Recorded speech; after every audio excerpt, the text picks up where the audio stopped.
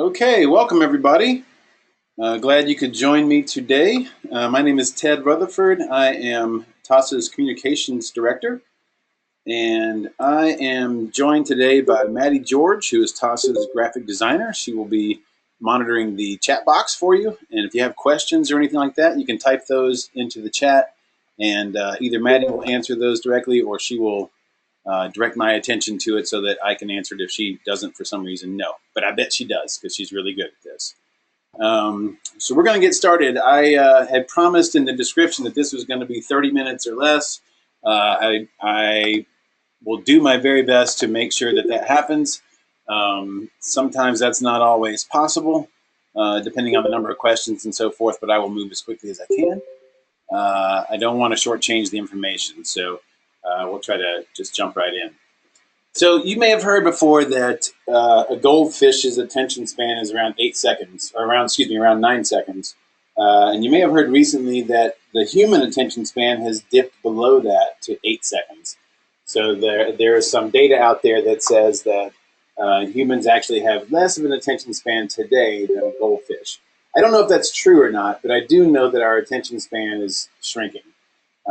And it's not that we don't have the capacity to pay attention. It's just that our attention is being pulled in 9 million different directions, and we live in sort of an instant gratification world. So everything is competing for our attention. Everything is trying to pull us away. So I'm going to try to give you some tips and tricks for when you're presenting, when you're out there doing some trainings and so forth, that will hold people's attention a little bit longer, I hope. That's the goal. We're not ever going to get them all the way back. I think the world has just fundamentally changed in that way. But I've got some tips and tricks that will help stretch that time out a little bit longer. And then it's up to you to be super engaging and give them relevant information. That's probably the biggest tip I could give you. And you'll see some more of that as we get further into the presentation. So this training is broken up into two different parts. First, we're going to talk about core concepts. And then we're going to move into the second section around tips and tricks. I'll sort of pause in the middle and ask, give you a chance to ask any questions after the core concepts. They're pretty straightforward, but I put them in a way that hopefully they'll be memorable and make sense to you. And then we'll jump into some of the magic stuff of the tips and tricks that maybe you've never even thought about or seen before. It's actually probably already happening around you and you just don't even know it. So let's get started. So I talked about core concepts. There are 3 of those that I've come up with. I chose 3 because everybody knows 3 is the magic number. You see 3 all over the place. 3 is easy to remember. It's manageable. It's broken up into bite-sized chunks. So I got 3 of them. There's no research behind this. It's just what I came up with. So roll with that. The first one is you want to be on target. What I'm talking about here is being on target with your audience, knowing who it is that you're trying to reach.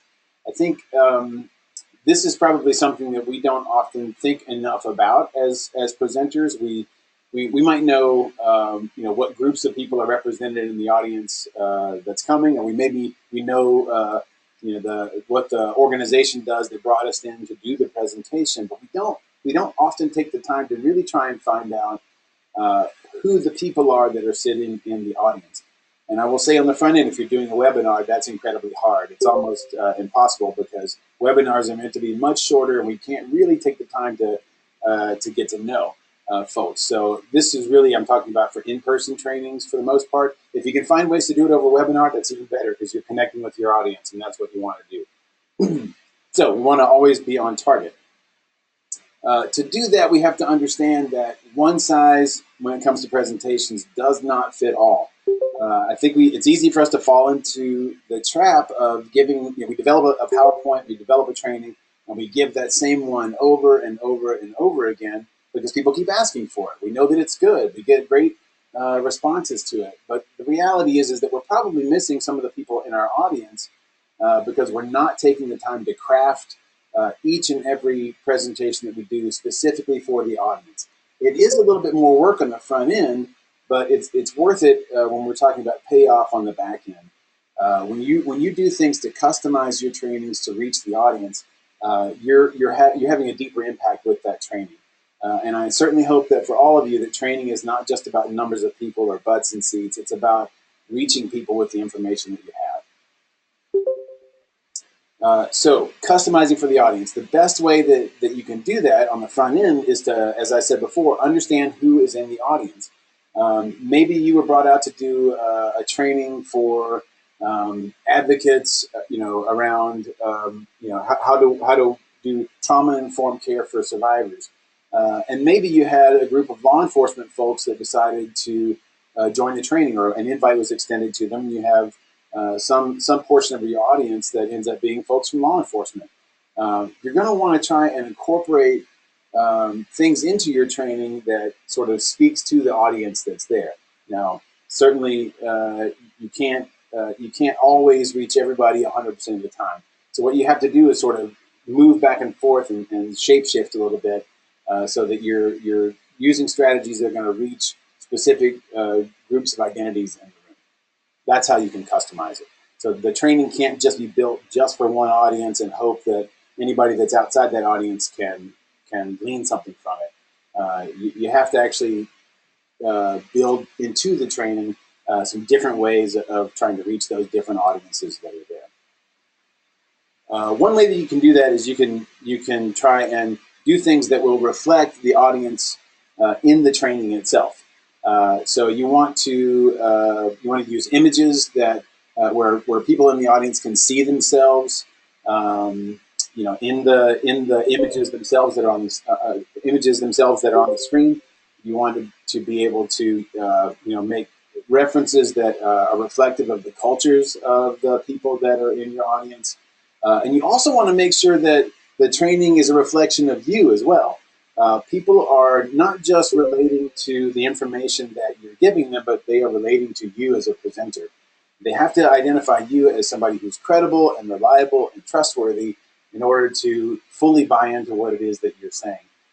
So you want to make sure that your presentation is kind of a reflection of your personality, and it'll also help that feel more natural to you when you're giving it as a presentation. It'll feel like it belongs to you.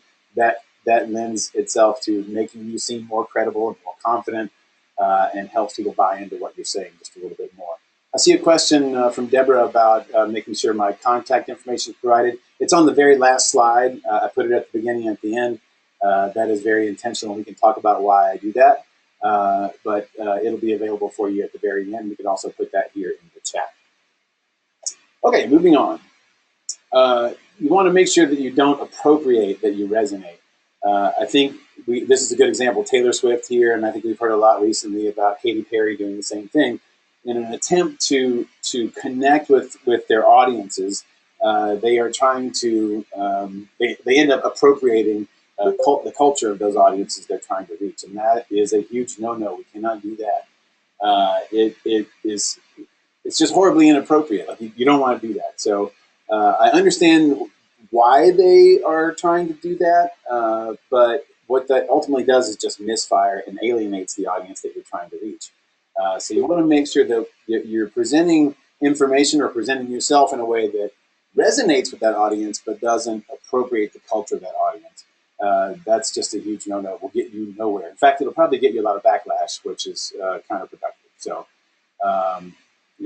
I see Diego giving me a big yes on that. So for sure, there's a lot of ways we can do that. We could do a whole training on how to go about this. We don't have time for it today, but for sure, look into cultural appropriation and cultural resonance. That's what we're really shooting for here.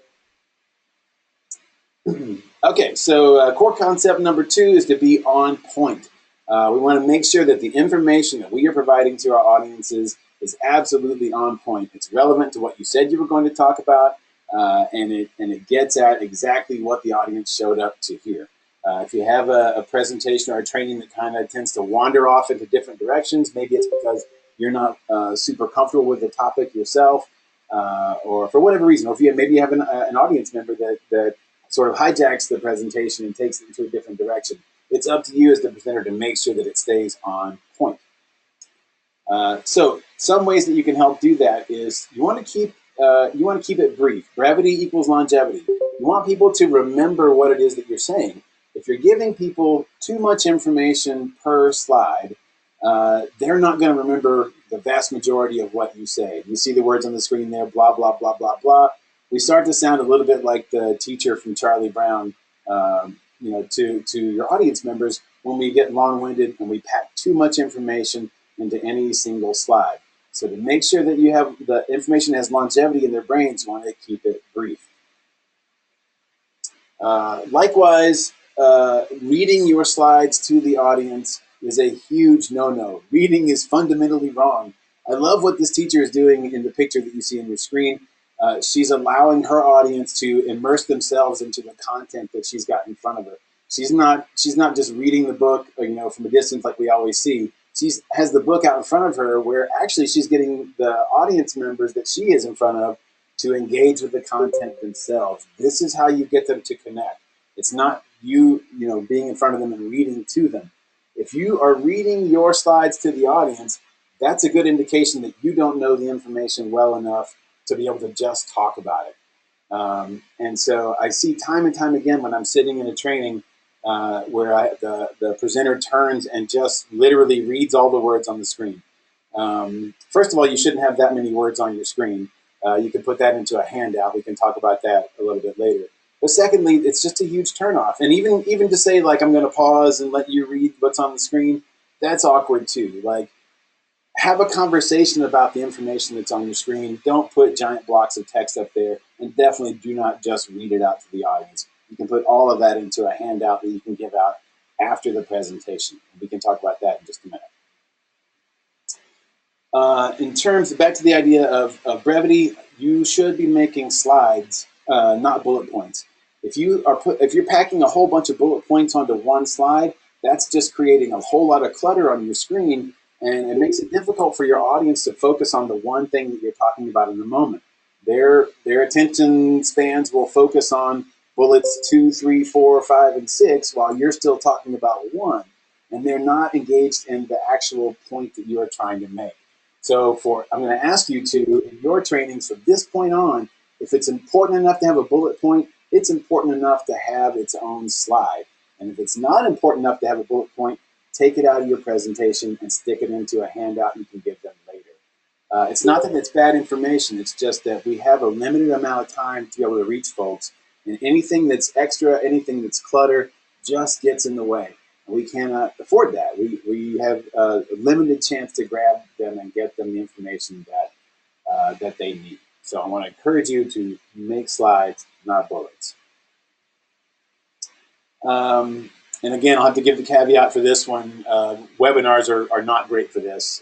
I much prefer to do this face-to-face and in person, sitting in a room with you, but that's not always possible. So this feels much more like a dissertation than a conversation. But when you're in the room with folks, and it's not that it's impossible on webinars, but when you're in the room with folks, try your very best to make that presentation that you're giving a conversation with the audience. Make it interactive.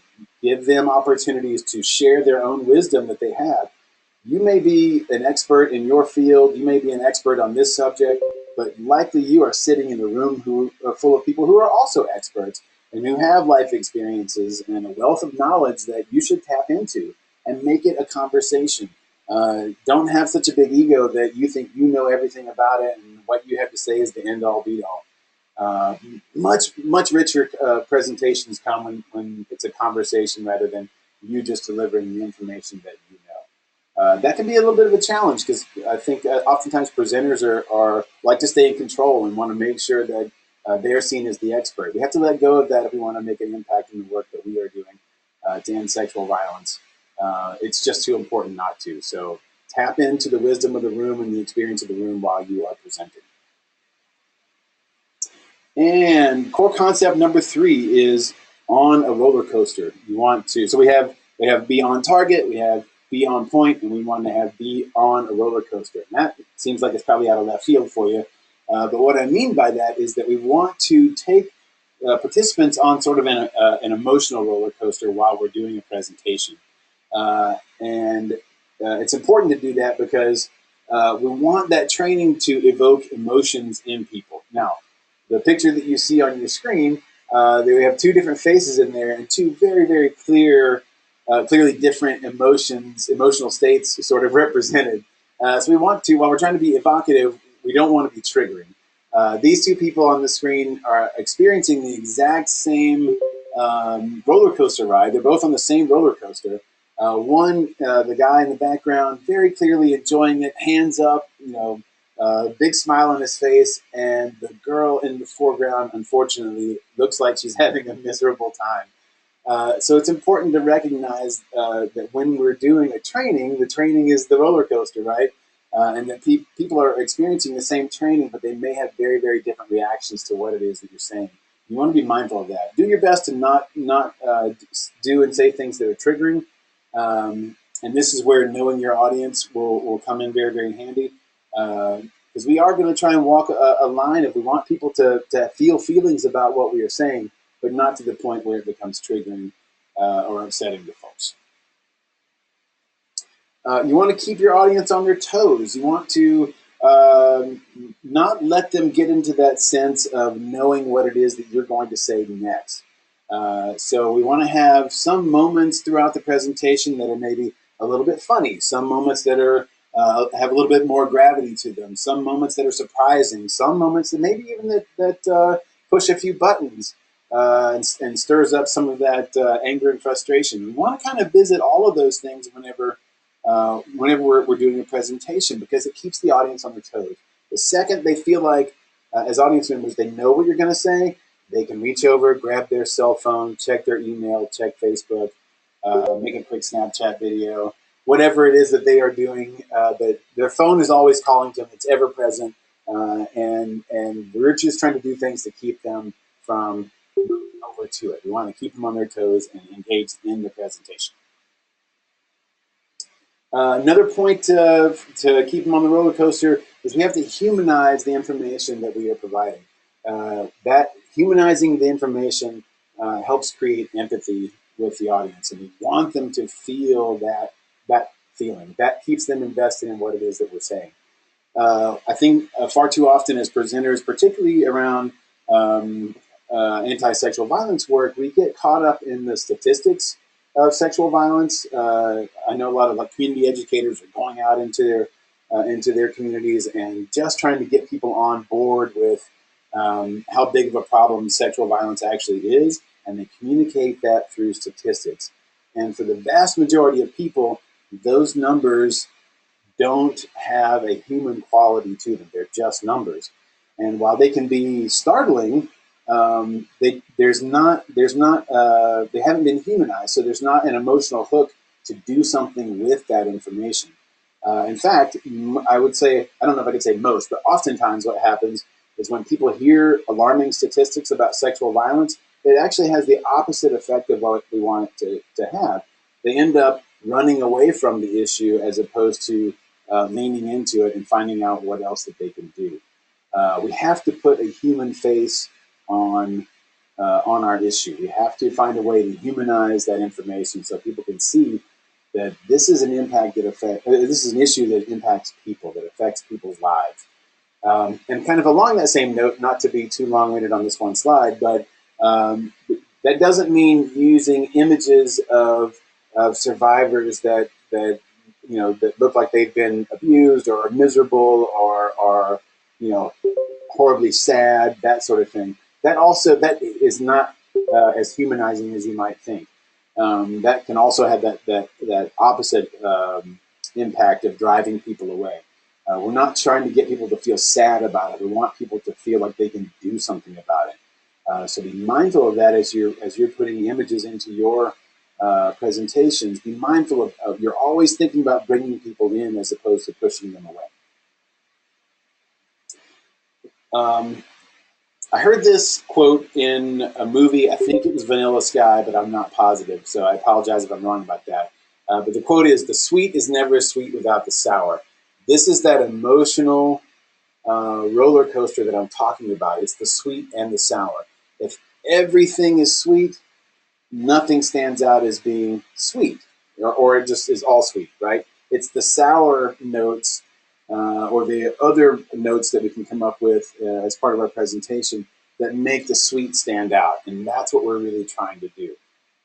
We want to, if that is that emotional roller coaster. It's the diversity and variety of emotional responses that people have to what you're saying that makes all of those things stand out. If it's just one note, it quickly loses its appeal to the audience that you are talking to. Okay, so I'm going to pause right here for just a second and give you a chance. If you have any questions about those core concepts or need me to clarify something, feel free to type that up in the chat. I can provide answers there, or Maddie can certainly provide answers. I'll give just a minute or so if folks want to type anything in there. You can type the questions at any time, but I want to deliberately pause here just to make sure that I'm not moving on to this tips and tricks part too quickly. So I'll give you just a second, type them in there. If it doesn't look like there's anything, we'll move on. And you can certainly ask questions at any time. Ooh, good question, Patty. How long is an optimum presentation? Keynote. Boy, that's tough because we don't often get to dictate actually how long that is. I think if you are doing an in-person presentation, for me, like an hour and a half is probably about the right distance. I know folks. Oftentimes we break things up into hour and a half or 3 hours. As far as training times, 3 seems to be too long. You might have 3 hours worth of information, but I think it's a better approach to break that up into 2 completely separate hour and a half presentations. And put some space in between them. Don't have them back to back on the same day. If you can do them on different days, that's better because you want to let folks be able to dig into that first hour and a half presentation and sink into it and let it resonate with them for a little bit of time, a few days, a week. Let them chew on it for a while. They will be eager to come back for your second presentation if you've done a good job on the first one. If you are doing a 3-hour presentation, chances are when you get to the end, everybody is wiped out. They've done all they can do. They're not going to hear the last hour of what you had to say. And our tendency as presenters is to pack the good information toward the back end. So you're actually missing your audience when your presentation is too long. Likewise, if you're doing a webinar like this or some sort of online something, it's got to be much shorter. I personally think 45 minutes is the absolute limit. If you can do it in 30 minutes, great. That's hard to do sometimes. But again, with electronic stuff like webinars, you could break it up into a series of smaller presentations that are 30 minutes each. That's far more engaging than asking somebody to sit in front of their computer for an hour and a half with no breaks and listen to you go on and on and on. So that's the advice I would give there. If you're doing a keynote, that's usually just dictated by who's bringing you in to do it. But I think keynotes and webinars are really similar. You don't want people, they're having to sit and give you undivided attention for a long period of time. If you can do it in 30 minutes, that I think is ideal.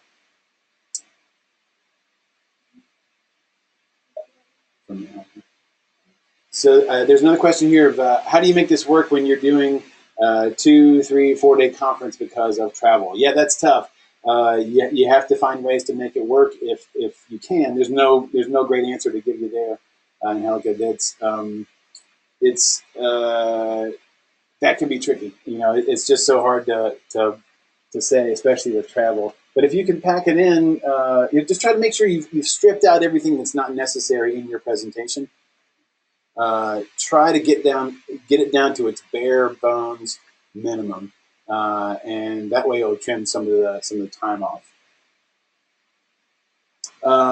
I see, Eve, you had a question about how to handle an audience that tries to take over your presentation. Ooh, that's so fun. I think a great way to do that is if an audience member is jumping in and trying to sort of hijack the presentation, you can rely on the audience that you have in the room with you to help kind of shut that down a little bit. I like to direct questions back out to the audience, and so the person that is sort of doing the hijacking can get a sense of the temperature of the room. Audience members are usually very happy to sort of shut down unnecessary conversation so that they can get on to learn what it is that they wanted to learn. But ultimately, you are the person in charge of where you go in the presentation and how long you spend on a different topic. A great strategy you can use is to say, you know what, that's a great question or a great topic. Maybe it's moving outside the scope of this presentation. We can put that in the parking lot and maybe talk about that afterward. I'll make myself available, or feel free to email me. Something just to get that person to move on, away from away from whatever it is that they're focused on and try to stay within the scope of the training that you are there. It's not. It's perfectly acceptable to just say that, sort of bluntly and put it out there.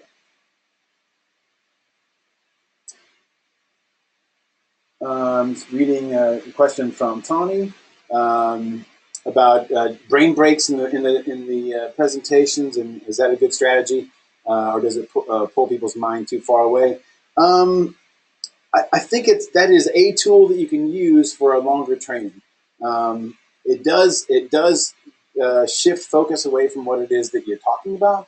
But if you know you're in the room for an hour and a half and you have some heavy subject matter, it would be a good idea to get people just a little break away. But you can do it with the content that you have. Like if you can structure your trainings in a way so that they're more interactive, then they don't need as much of a brain break. If it's more conversational, if you're having them do some small group work at their table or small discussions, doing dyads, that sort of thing, that'll help. That'll help break up the time and not feel like they're just having to sit and watch you do a presentation. Let me see if I missed any questions. If I did miss your question, or if I'm not exactly nailing it, feel free to shoot me an email afterward, and we can continue the conversation. I want to make sure that I'm mindful of everybody's time here. So I think I will move on to the tips and tricks, and then I'll stick around here at the end if there are other folks that have questions. And as I said, you can always email me. I'm happy to answer them that way. Okay, tips and tricks. This is sort of the magic sauce that nobody ever talks about, right? These are the things that I would bet most of you have never thought about, but you probably have seen them before and just didn't know what you were seeing. So let me just jump right into that. Let me get my slides working. Okay, and I will apologize to the vegans and vegetarians who are in the audience. This was a fantastic image that probably isn't that appealing for you to look at, so my apologies there. But it's super important that you are using high-resolution images when you're building a presentation.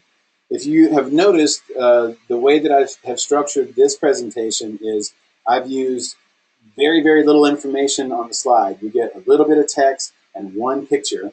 And I'm trying to make sure that picture is as good a quality image as I can find. So what I have here, obviously I've got two pictures on this one, but that's for the side-by-side comparison. I did a Google search for high-resolution images. That was the search that I did in Google.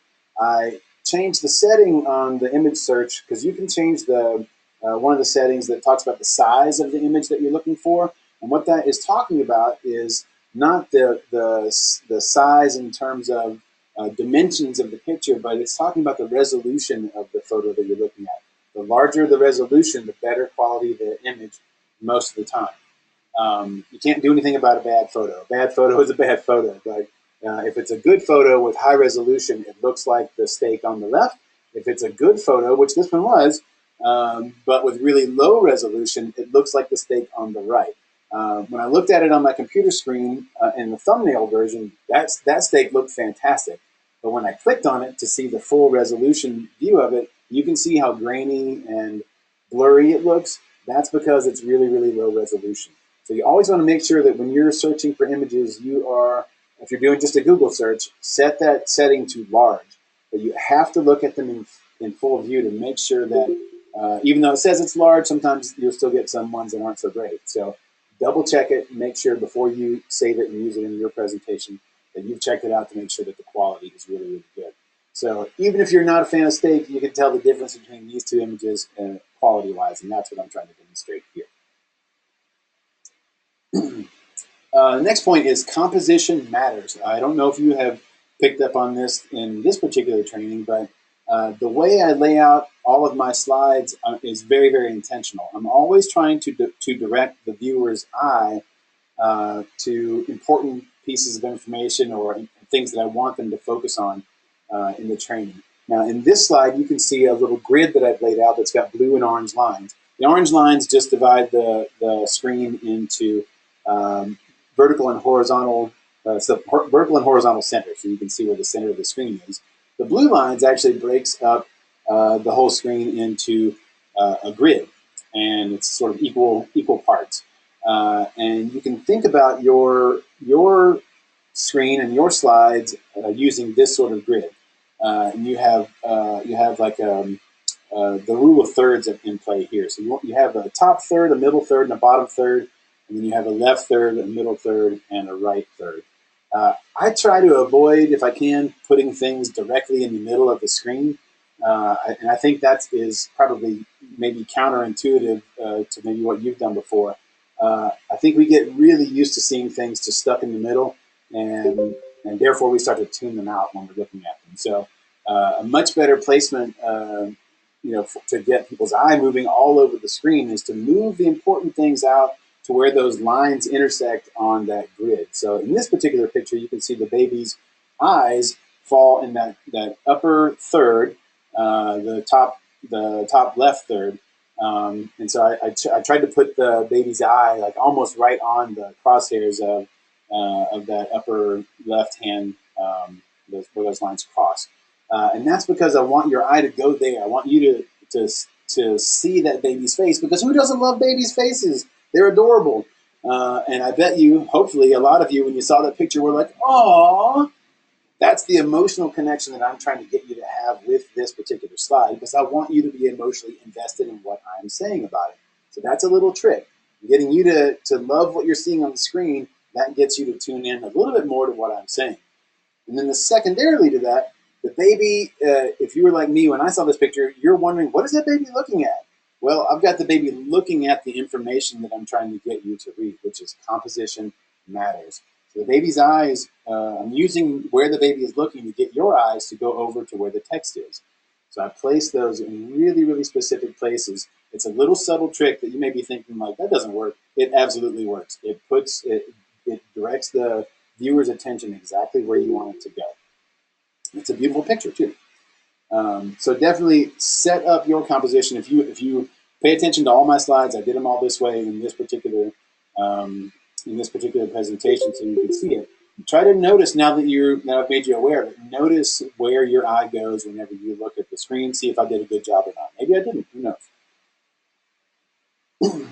This one I'm kind of hitting you over the head with it, but it's more to drive home that point to direct the viewer's focus. So very literal interpretation of that. I'm using a hand with a finger pointing exactly at the thing that I want you to focus on. So when this slide popped up, your eye probably immediately went to that giant hand there because it's the biggest thing on the screen, and then your eye went straight up, followed the finger right to the word direct, which I have put in a different color than the rest of the text. I chose the brighter, warmer color of the word that I wanted you to focus on, because that pulls your eye in as well. So I'm getting your eye to go right where I want it to go, and then you will naturally, because we read left to right, you naturally read the entire sentence, which was direct the viewer's focus. That's a sort of hit them over the head way of doing it, but you can do it in more subtle ways with your pictures, like I've done more subtly throughout this whole thing. It's super important to do that. It keeps them dialed in and their eyes moving all over the screen like you want them to do. Speaking of colors, we can use colors to convey different feeling, different moods. We can use those to get the audience to feel a certain way, even if they don't know it. Warmer colors, are more inviting. Maybe they oftentimes signal something that's important. You see flashing red lights. That's by design. The person who designed that flashing red light wants you to look at it. Cooler colors tend to recede a little bit. They can have more of a calming effect, that sort of thing. So be mindful of what colors you're using, and also be mindful of like how well they contrast with what they're sitting on. So had I used, like, for example, a yellow color for the words mood and feel here, that'd actually be a little bit harder to see than the orange that I chose, because yellow and white don't have as much contrast as orange and white. You want it to pop off the page a little bit. And then likewise, choosing colors that look nice together.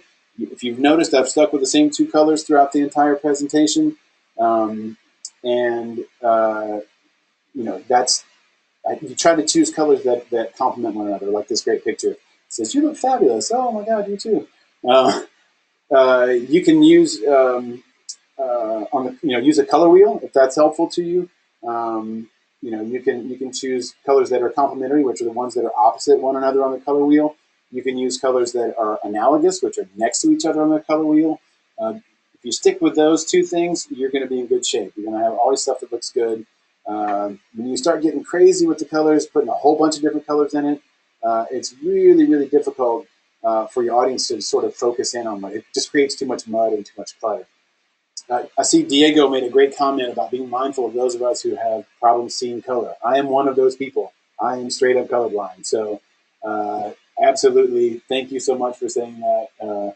Definitely be mindful of when you're using colors. That's why contrast also helps a lot. Colors that are more contrasty for those of us that don't see colors in the same way help us differentiate between the two things. It's worth doing a little bit of background checking on what color blindness actually is if you're not colorblind, and help yourself understand how you can do that a little bit better for those of us who don't see colors well. Thank you. And Maddie put up a great resource I see on checking out color contrast. That's super. Thank you, Maddie. Okay, this is like a pet peeve of mine. I'm hoping that it will turn into a pet peeve of yours after this presentation is no more than 2 fonts. When you're building a presentation or anything that uses fonts, I'm going to just blow this up to the entire world of font using. No more than 2. Uh, you may think that it looks fantastic. You may think it really looks nifty, but when you have a whole bunch of fonts, it gets really hard to read. Now, this example you see on the screen is an exaggerated version of that, the ransom note style. But you can see all of those different fonts, a lot of stuff that's competing with your attention, and your eyes and your brain don't know exactly what to focus on. It just muddies the entire thing, and it doesn't add, even if you think it looks fantastic, it doesn't add that much to what you're trying to do. It probably is getting more in the way of your message than what you had intended. So resist the urge to muddy things up with fonts and try to make it look fancy. Also, like, don't choose fonts that have a ton of like twirly designs or like script fonts are very hard to read sometimes. So like, just be really straightforward. It's the information that's important, not making it look fancy. And you want to keep that in mind as you're building stuff. And ditto on no Comic Sans and no Papyrus. And we could probably have a whole big long list of fonts, but that's just the design nerds in us. But it's important. That's why you don't see those all of those kind of crazier fonts being used more often, is because they aren't effective at doing that. They might look neat to you, but they're not effective, and that's what we're going for. Is effective.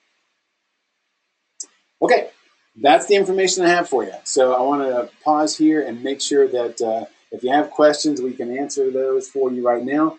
We'll again give you a chance to ask those here in the chat. I'm going to put up my contact information for those of you that want to reach out directly. I saw several of you that said you wanted a copy of this presentation. I'm more than happy to get that to you. If you'll shoot me an email and request that, I'll get you the slides and stuff. We have recorded this webinar, so if you wanted to go back and watch it a second time, you can certainly do that. For TAASA, if you're a TAASA member, that's how we do that. So recorded webinars go on our member page.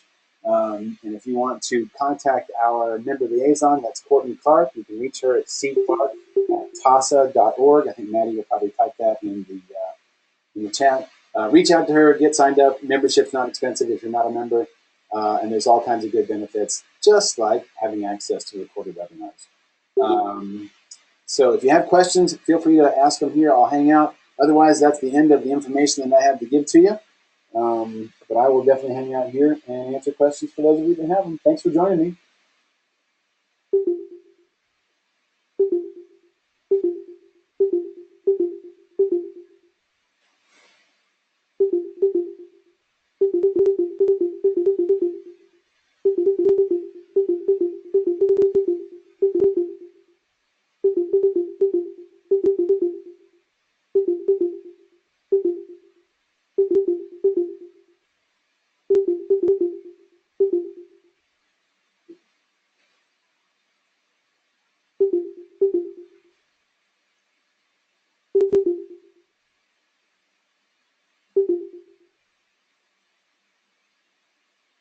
If there are no questions, lots of thank yous, and you're all very, very welcome. Oh, there's a question. So Diego's asking, we have to do a 3-hour-long presentation for a group of about 60 women. Oh, it went away. Hang on a second. A group of about 60 women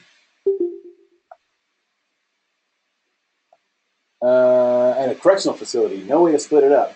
Ooh, man, that's tough. There's not a whole lot you can do about it, other than I think one of the questions earlier maybe is the answer here. Is like find ways to first of all make your presentation as interactive as possible, Diego. You want to make sure that you have worked in times where you're giving information, but times where you're asking if you could break them up into smaller groups, or even just have them turn to each other if they're sitting kind of in rows. Turn and make a little impromptu group and have them discuss a particular topic on the front end, and then ask them to share that back out with the room. That's a great way of keeping them invested in the conversation. They're actually helping drive some of the information that's being provided. So if they have a little bit of ownership over the training, they'll stay engaged a little bit longer. Definitely give them breaks. I don't know what the setup will be. You're in a correctional facility. They may have some really strict rules around like being able to go to the restroom or get up for water or even to stand up and stretch. So you have to operate within that, unfortunately. But definitely build in some time that's a little bit of downtime away from the information that you're providing them to give them that little bit of break and stretch those out. Do that do that fairly regularly. Keep it short, maybe just a couple of minutes, and then keep all of your small group work and stuff. Kind of spread out through the entire thing, and that should help you out a lot. I hope that helps. That's a tough place to do a presentation.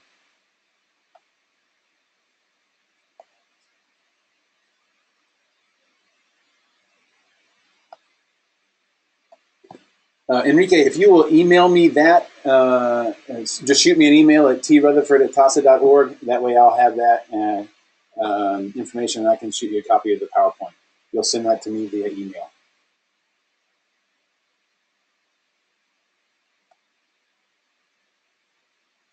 Did I miss any other questions?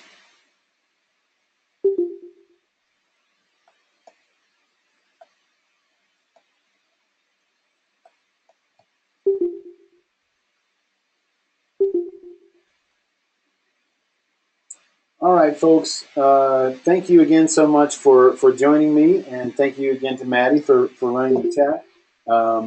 Again, if you have other questions, maybe that are just too much for the chat feature, and you want to ask that to me directly, feel free to shoot me an email at trutherford@taasa.org. If you want a copy of the presentation, if you want the slides, I can send that to you. Just shoot me that email as well and make the request. I can send that right out to you. If you're a TAASA member, you can view. We'll get this uploaded on our membership website as soon as we can, and it will be available along with all of our other recorded webinars for you. So thanks again for joining us today, and we will talk to you soon. Bye-bye.